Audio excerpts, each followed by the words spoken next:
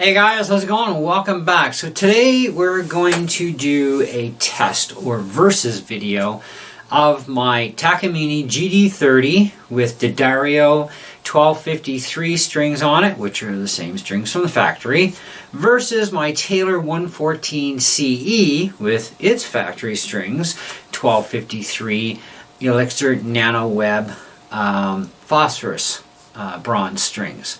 So, and they're also coated, of course. Anyways, the Takamine, of course, has got a brand spanking new set of strings. They've got about 2 hours of playtime on them, where I've got probably about 100 hours sitting on the Taylor strings since the last string change.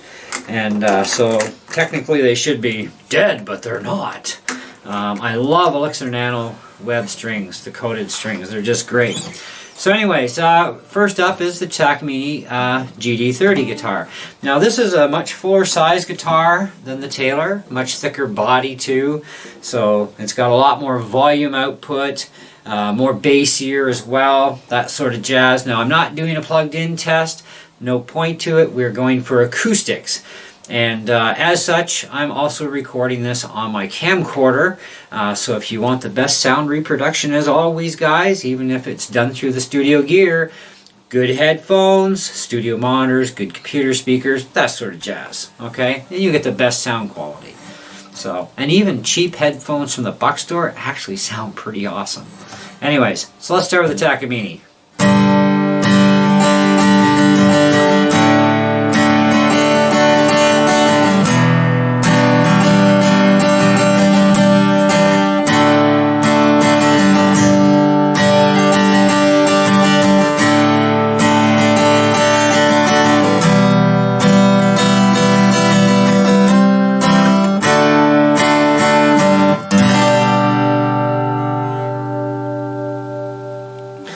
Okay, so a little bit of power chording.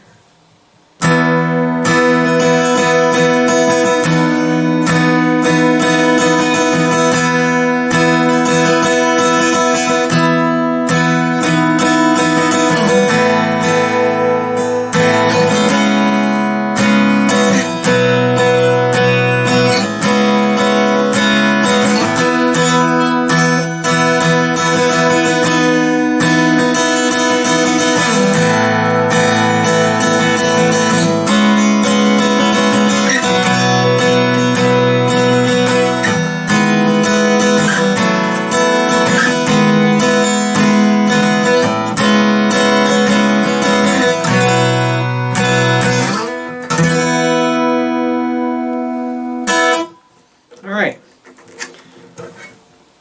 now I'll keep things fair. Let's grab the same pick. It's precisely the same pick. Just because it's green and it's the same thickness doesn't mean it necessarily is made exactly the same. So we'll use the same pick.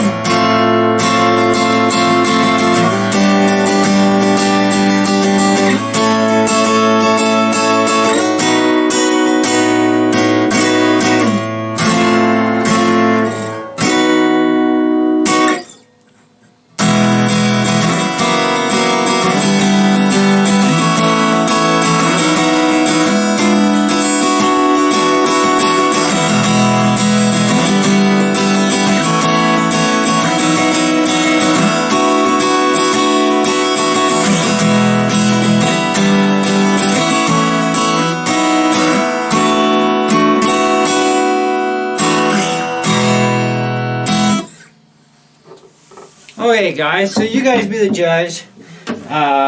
Which one you like better? I still, actually, to be honest, I favor the Takamine.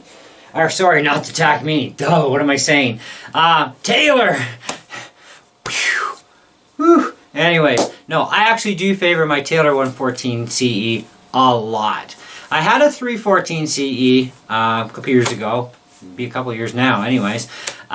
Really liked that Taylor 314 CE. It was a nice guitar and all. Very expensive, too. The 114 CE is actually half the price. Actually less than half. This was only about, I think, 12. I paid about 25 for the 314, and it's kind of like, the 114 kind of like beat the snot out of it. Like, it just totally destroyed that 314. Even in a side-by-side that I did at the store, I compared the two of them, because I had thought about getting the 314 back. And then, of course, you know, the 114, I played it, and it's like, and then I put them together side by side, and it's like, the 114 really is nicer. It felt better. It sounded better. Everything about it was just better than the 314. And I can't explain it. It's just the way it is, right? Now, I do still love the Takamine. Don't get me wrong. The Takamine is a great guitar. You know, as far as getting... well, at the time when I bought this, it was pretty expensive. So I would say, you know, this would be my first...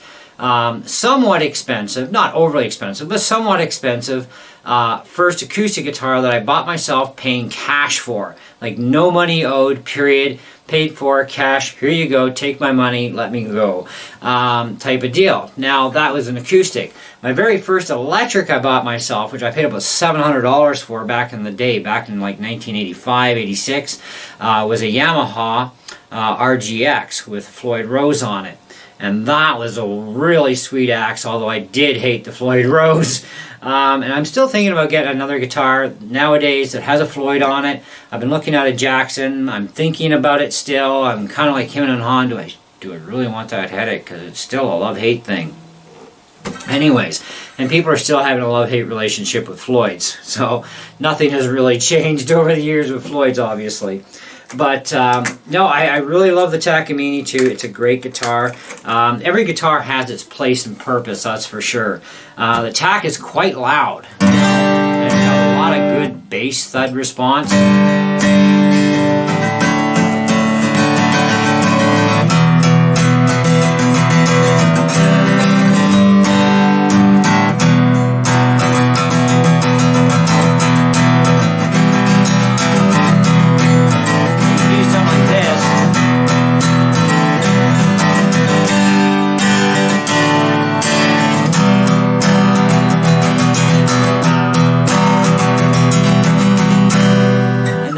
That sounds like really cool, right?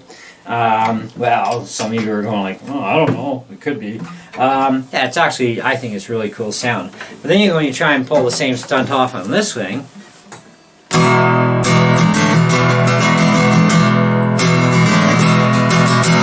it's a little crispier, not quite as deep. But you got to keep in mind too, much thinner body as well, right? You know, I mean, body size makes a huge impact on the overall tone of a guitar, including the strings. I mean, body dimensions and whatnot, and the string type and gauge make a massive difference in your overall sound and tone. I've actually run NanoWeb coated 1253s on the Tak before, and they were quite nice. But I do still prefer the D'Addarios on it. It's what it came with. It's what I fell in love with the guitar, with those strings, and they sound actually the best with that guitar, whether it's plugged in or not. You know, the elixirs on this guitar, that's what it come with, and it sounds great to me. I love the sound. And I love how this guitar can really burst through a mix. Our worship leader has a Takamine as well, so very throaty, very bassy, full-size guitar like mine. You know, they're fairly close. This is a full dreadnought, mine's a cutaway. But I can blow through the mix, even at a lower volume with this one, because I have access to those mids and highs that are not so available on the Tak. So if you start playing, well, let's just play something here.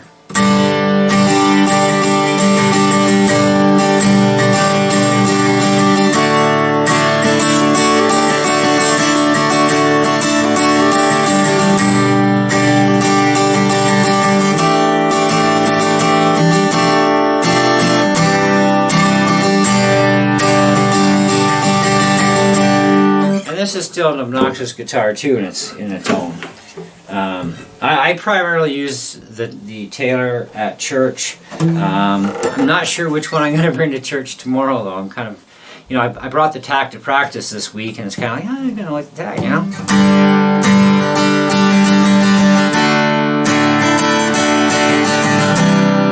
you can hear the tone is much more subtle.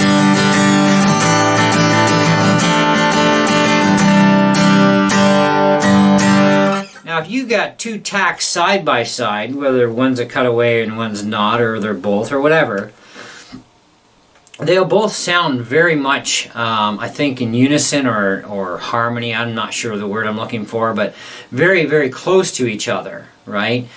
So one's really not going to be able to overpower the other one that much as far as busting through. You know what I mean? Because when you got two guitar players on stage, one's your main rhythm player and the other one's kind of like your offset or, you know, your lead, depending on how your music is, what you're playing.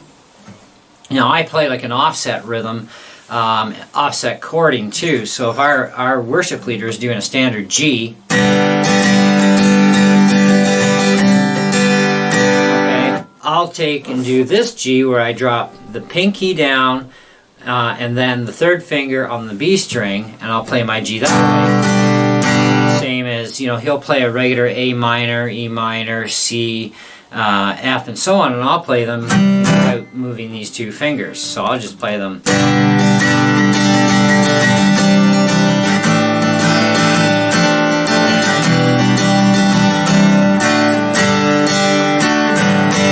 Now I will play the D the same unless there's a D suspended. Then I'll play the D suspended.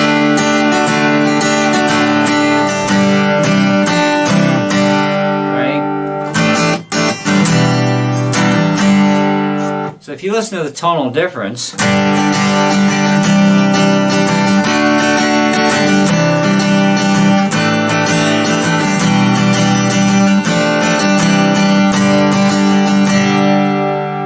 okay, now we'll play the best we can to the same thing on the Taylor.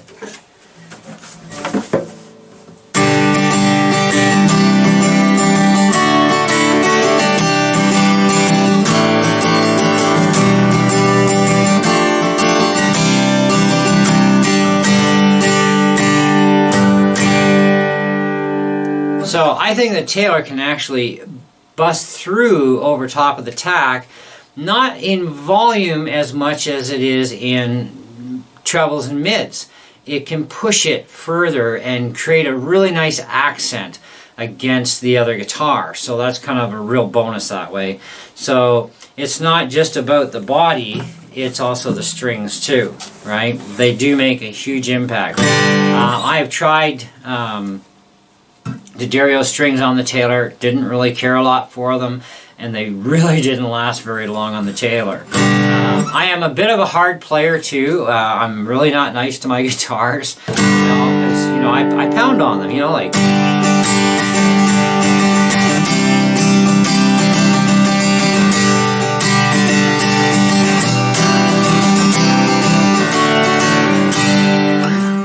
Now, a pick will make a huge difference too. These are like a 0.53 if I remember. Yeah, they are, and they're cat's pick. So they have these little grippies so that it helps you keep the position of your pick where it should be.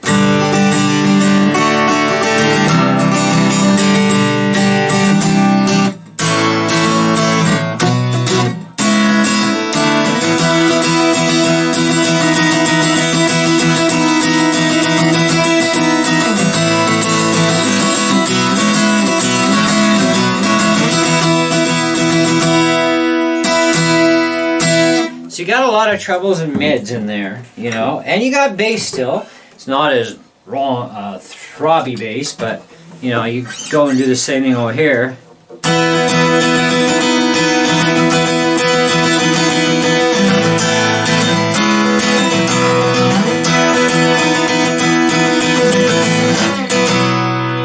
So depending on the kind of sound you're going after for a song or particular songs, okay, will depend on the kind of guitar you're going to need, being acoustic in this case, you know. some songs will sound really good on a full body type guitar like this. Others sound much better on a body like the Taylor. And even Taylor has, other bodies that are thicker and thinner and, different sizes.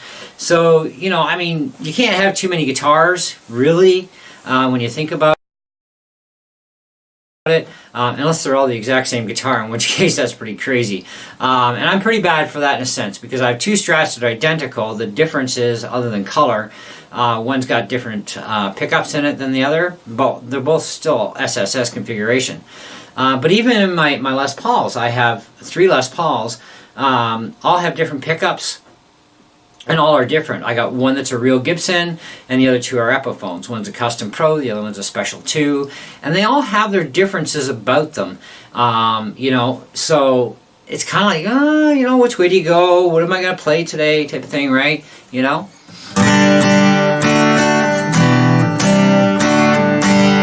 So you want different sounds and tones. It kind of helps to have different guitars. Who's got the time to actually just go and switch pickups between songs? It doesn't happen. But if you do a number of songs with one particular guitar, because of that tonal range of those pickups that are on there and the way the setup is, but then you need a completely different tone that you can't achieve with that guitar, you need the other guitar that can achieve that same tone and sound to make that song make sense. So hence, you can't have really too many guitars unless you live in a very, very small place. Of course, then that could be a problem. You need to move into a bigger place. I have, 3, 6, 7, 8 guitars and a baritone uke, plus one that I built homemade. So, I don't count those as, part of that. So we're talking 3, 5, 8 main guitars, a baritone ukulele, and a baritone uke that I built, type of thing. I used to have a lot more, and I still have a few lonely hooks on the wall that really would like a couple of guitars hanging off them instead of junk that's hanging on them now. But I've got to be very picky about this. Now, one of which is going to be a Taylor Koa Deluxe, which I'm after for next year, and the other one, I'm not sure. If it's going to be an acoustic or an electric, I just don't know yet. I'm still kind of looking at that Jackson a little bit. I don't know. The price at least is great, so, but the Koa is definitely not going to be until about this time next year, unless, a miracle happens. Maybe I'll get it sooner. Be nice, right? But I find it very useful having a variety of instruments to be able to not only do videos for you guys for comparisons or what have you, or music videos, but I like to have the different guitars for the different types of music that I do, different songs that require a different tonal range, because I can't get the tonal range of the Taylor out of the TAC or vice versa. It just cannot be done. And if I need that certain tonal range and characteristics, I need that particular guitar to do that to make it sound right. It's kind of like if you played a lot of John Cougar songs, I found out that he actually plays in E flat. So he down tunes, right? Half step down. So he plays basically E flat. It's kind of like, wow, that's kind of interesting. Now I know how he gets that sound. Let's try that. And I tried it on the TAC. Not bad. Taylor, much closer. Still not exact, but much closer on the Taylor. So what guitar do I need to get that exact same sound? I won't get the exact precise sound, but as close as possible is what works the best. Anyways, guys, thanks for watching the video. I hope you enjoyed it and you enjoyed the comparison between the two. I do, like I said, favor the Taylor 114 CE the most over the TAC, but I still love the TAC. The TAC does a lot of work for me. It's been a workhorse guitar. I've got hundreds and hundreds of hours on both guitars. I have actually more hours on the TAC because, it's been around a lot longer in the collection than what the Taylor has been. So, it's kind of like, but they both have their thing about them.